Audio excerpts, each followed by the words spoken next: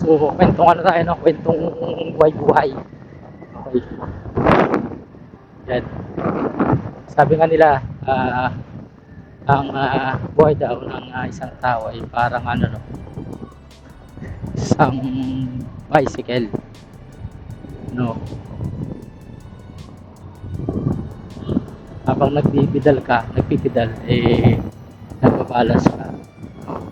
Hanggat hindi ka nagpipidal, hindi ka makakarating dun sa iyong patutunguhan. So, well, tama naman talaga yun, no? Yung sabi na ganun. So, dapat talaga, kung gusto mong may marating ka, eh, ipagpaguran mo, no? Parang pagbibisikleta lang yan. So, habang pumapadyak ka, umuusad ka. So, habang umuusad ka naman, so, nagbabalance ka. So, ibig sabihin yan, no? Kailangan talaga merong sinasabi na ano eh, kombinasyon eh. Lahat ng bagay may kombinasyon. Hindi rin pwede na magpedal ka, hindi ka mag-balance, so matutumba ka lang. So kailangan talagang gawin yun. Ganun din sa buhay ng isang tao, no? Although lahat naman ng tao ay may hangganan, kaya lang habang nandito ka sa mundo maibabaw, hindi gampanan mo, no?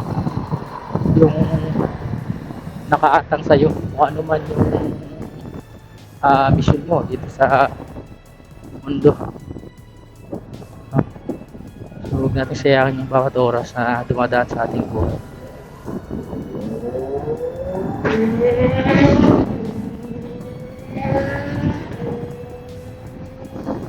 Nating palagahan dahil minsan lang tayo mabubuhay dito sa mundo. So anin natin, ayusin natin, gamitin natin sa tama.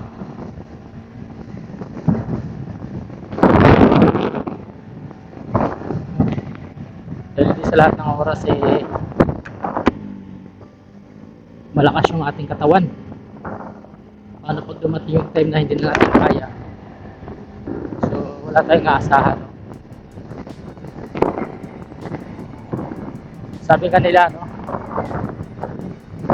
kahit gaano mayaman ang isang tao, pagdating na ang ulit niya sandali, hindi ko rin siya madadala. So hindi naman natin sinabi na huwag tayo mag-ipon o magtrabaho, no? Kailangan pa rin natin yun eh. Kailangan natin yun kasi kailangan natin i-survive yung araw-araw na pangangailangan ng ating sarili, lalo na sa ating pamilya.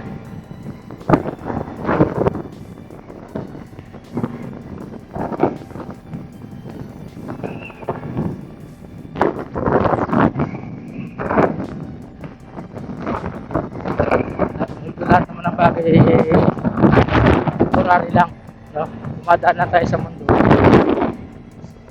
Sabi nga nila, kahit sarili natin eh hindi natin na kayang ihatid dun sa huling handungan natin, no? So wala tayong ibang madadala, no? Eh kahit ano, naiwan talaga natin yan. Kahit yung ating physical na katawan, iiwan natin yan. Hindi mo yan may sasama. Kahit tayo mismo hindi natin kayang ihatid yan. Kung saan tayo dadali, no? Saan tayo ihatid sa hantungan natin pagdating ng oras na nawala na tayo sa mundo. So, sabihin lang, eh, dapat tayo maging responsible. Mabait tayo sa mga nasa paligid natin. Dahil pag dumating yung time na mawala na tayo, sila yung mag-aatid sa atin sa huling hantungan. Dahil hindi na natin kaya. O baka hindi na natin alam paano na nangyari, no? Walang makapagsabi kung may buhay pa pagkatapos ng kamatayan ng isang tao dito sa mundo. So ang pwede lang natin gawin ay yung maging mabuti tayong tao. Samahan natin yung mga tao sa paligid natin. Yun lang ang pwede natin gawin habang tayo natutulog. Kasi una-una lang yan. Wala makapagsabi kung kailan. Iba naman, natutulog lang tapos wala na.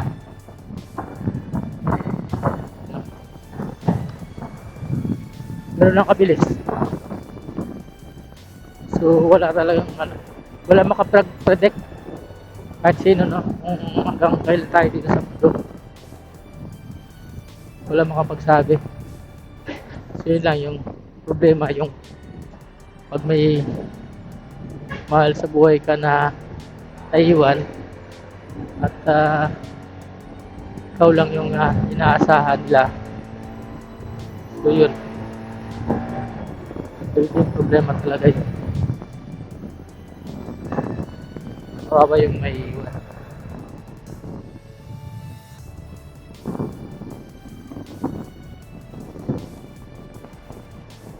Ganun pa man, so wala tayong magawa kung hanggang doon na lang talaga. Ayan.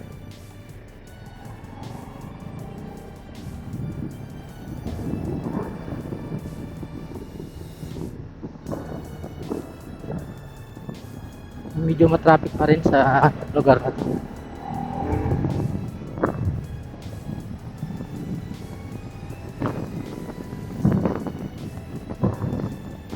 Ayun, mabalik tayo, no? So sabihin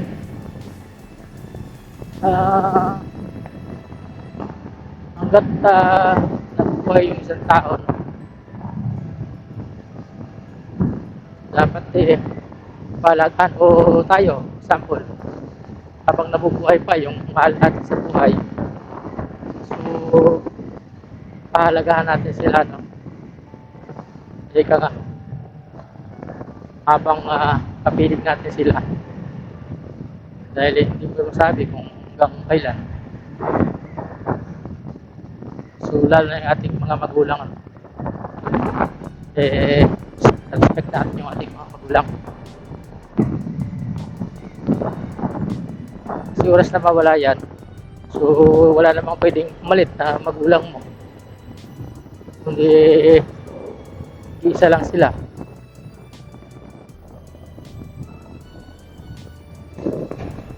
So iparamdam natin sa kanila na yun yung mamahal ng isang anak sa isang magulang, sa mga kapatid natin. Kahit dahil kahit anong sabi natin na mahal natin sila, kung nasa stage na tanda na sila, at kahit sabihin mong yun, gano'n mo sila kamahal, kung siyempre pag tumanda yung isang tao, hindi na nila maintindihan yun, no? Lalo na kung dumating yung time na parang alam mo na, yung mababalik na sila sa pagkabata nila, no? Guulianin na. So wala nang sense yung pagsasabi mo ng gano'n, no?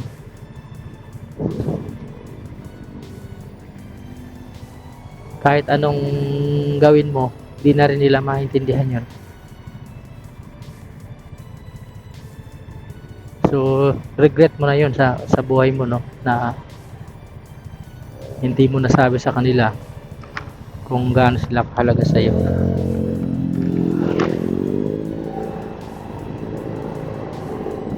Mahirap magsisi sa huli, no? Dahil wala na, hindi na natin mababago yan pag dumating yung time na gano'n, no?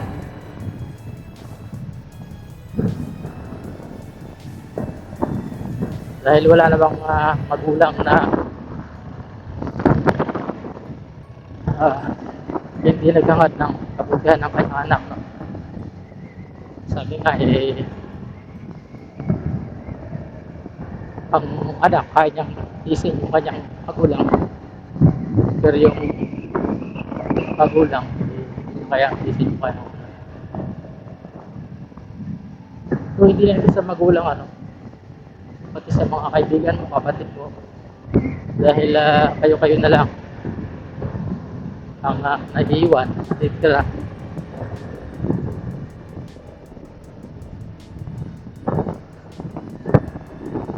Kaya dapat iparamdam mo talaga sa kanila gaano mo sila kamahal. Ganda sa mga kaibigan, ano, although mga kaibigan mo alito lang naman kayo, pero hindi naman kayo nagkikita-kita, pwede naman kayong magkita, hindi nyo binabagyan ng oras. So maaaring pagdating ng time na gusto mong makita, wala na yung kaibigan mo. So isa rin yun. So nakakapanghinayang lang, no?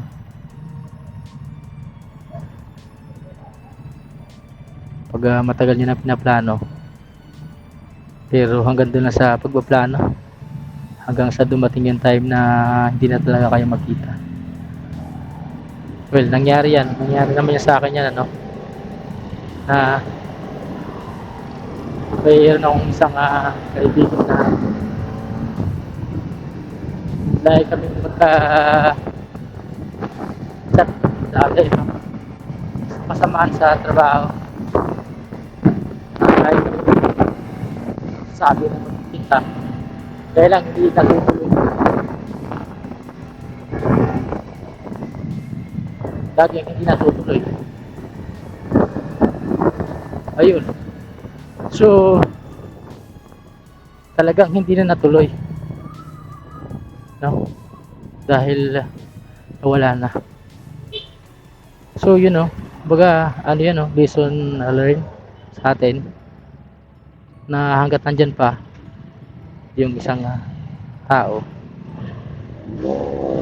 so kung may chance talaga na magkita kayo, no, gawin nyo, kasi kali mo dumating yung time na hindi na kayo magkita, hanggang sa huli magugulat ka na lang na wala na pala yung kaibigan mo.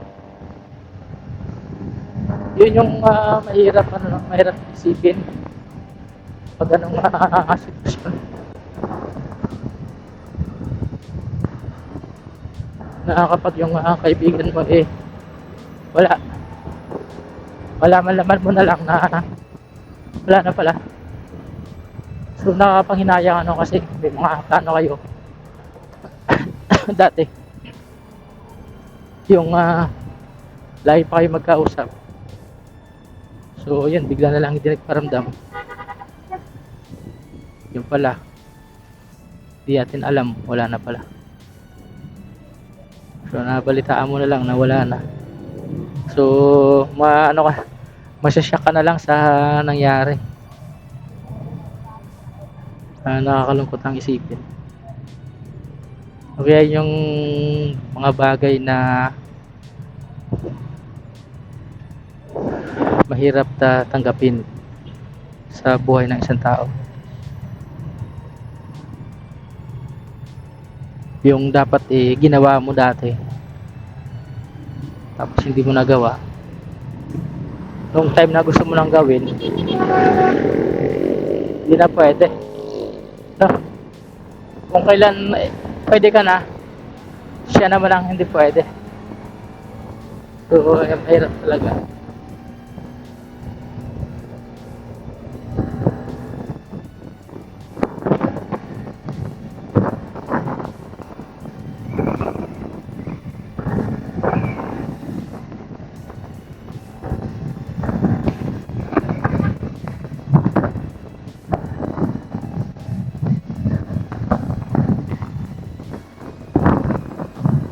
Magaling.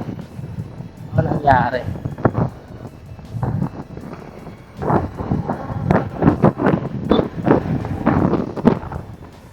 Anyway, wala tayong magagawa. Nangyari na yan. Ganun talaga ang buhay. Hindi mo masasabi kung kailan hanggang kailan ka nandito sa lahat naman tayo temporary lang, ano, temporary lang tayo dito sa mundo. Dumadaan lang tayo. Wala na mga mortal na hanggang sa uli buhay ka pa.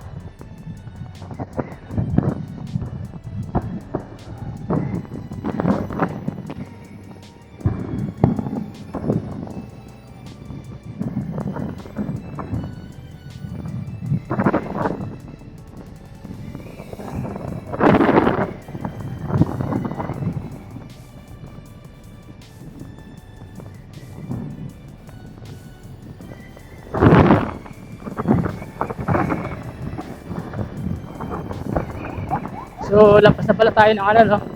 Lampas na tayo ng Luneta Park.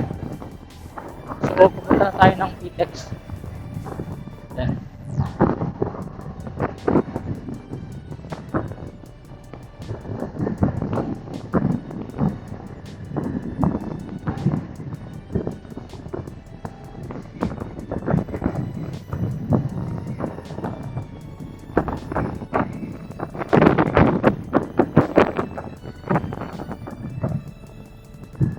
So mabalik ako, no, sa topic ko kanina regarding sa pagmamahal natin sa ating mga magulang, kapatid at kaibigan na dapat talaga nating pahalagahan, no? Padama natin sa kanila dahil hindi habang buhay kasama natin sila. So either na mauna tayo o sila mauna, ganoon lang naman yun, no? So ang mahalaga, marunong kami kasama sa padama mo sa kanila yung kung ano man yung nararamdaman mo sa kanila, no? Na pagdating ng time hindi mo magsisisihan.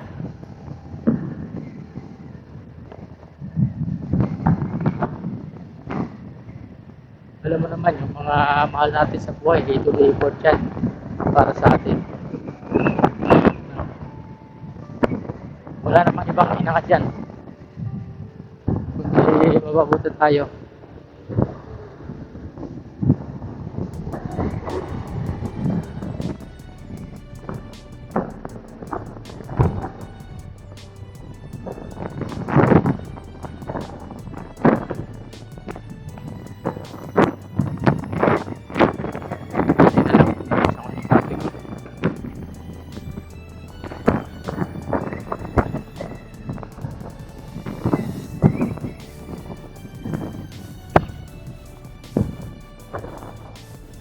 Oops.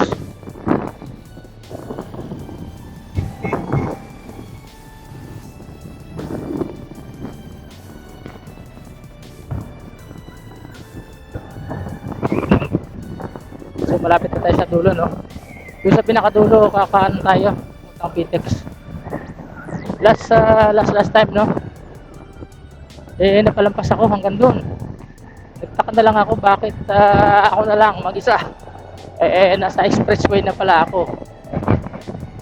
So, mabuti na lang. Mabait yung bantay ron. At pinabalik na lang ako. Kung hindi, nako, patay na. Disgrasya na. So, dito tayo sa bandang kanan. Dinikita tayo. Baka maipit tayo. Nakaraan kasi, nasa gitna ako banda eh. Kaya doon ako nadali. Wala na akong chance para kumanan. Hindi ko na napansin.